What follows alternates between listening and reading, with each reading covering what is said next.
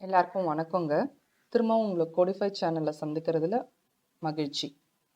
So இன்னைக்கு நம்ம என்ன கான்செப்ட் பார்க்க போகிறோம் அப்படின்னாக்கா making a sandwich. So let us see making a sandwich. ஒரு சாண்ட்விச் பண்ணணும் அப்படின்னா அதுக்கு என்னெல்லாம் ஃபாலோ பண்ணும், ஓகேங்களா?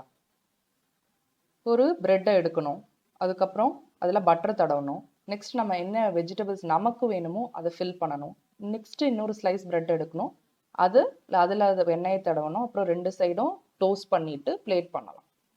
ஸோ இதெல்லாம் பார்த்தீங்கன்னா லிஸ்ட் ஆஃப் ஸ்டெப்ஸ். ஒரு சாண்ட்விச் பண்ணுறதுக்கு என்னென்ன ஸ்டெப்போ அதை நான் இங்கே கொடுத்துருக்கேன். ஆனால் இன் டீட்டெயில் நீங்கள் போனீங்கன்னா ஆக்சுவலி ஒரு சாண்ட்விச் பண்ணுறதுக்கு போய் நம்ம ப்ரெட்டை எடுத்துகிட்டு வரணும், போய் ஒரு பிளேட் எடுத்துகிட்டு வரணும், போய் ஒரு கத்தி எடுத்துகிட்டு வரணும், அதெல்லாம் கூட நீங்கள் இன்க்ளூட் பண்ணலாம். இந்த மாதிரி எந்த ஒரு டாஸ்க்குக்குமே நம்ம லிஸ்ட் ஆஃப் ஸ்டெப்ஸை நோட் பண்ணோம் அப்படின்னாக்கா அதுக்கு பேர் தான் அல்காரிதம். இங்கே நான் சாண்ட்விச் எடுத்திருக்கேன். இப்போ நீங்கள் அதையே ஒரு ப்ரஷிங் யோர் டீத்தோ இல்லை லெமன் ஜூஸ் ப்ரிப்பேர் பண்ணுறது எப்படின்னோ யார்கிட்டையாவது கேட்டு அதை நீங்கள் ஒரு லிஸ்ட்டாக நோட் பண்ணிங்கன்னா ஒரு 15 to 20 ஸ்டெப்ஸ் வரும் ஒரு லெமன் ஜூஸ் போடுறதுக்கே. அது நம்ம பண்ணுறதுனால நமக்கு தெரியாது. ஆனால் அது நீங்கள் லிஸ்ட்டாக எழுதுங்கன்னா ஒரு 20 ஸ்டெப்ஸாவது வரும் மினிமம். ஒவ்வொரு வேலையும் தனியாக எழுதுனீங்கன்னா.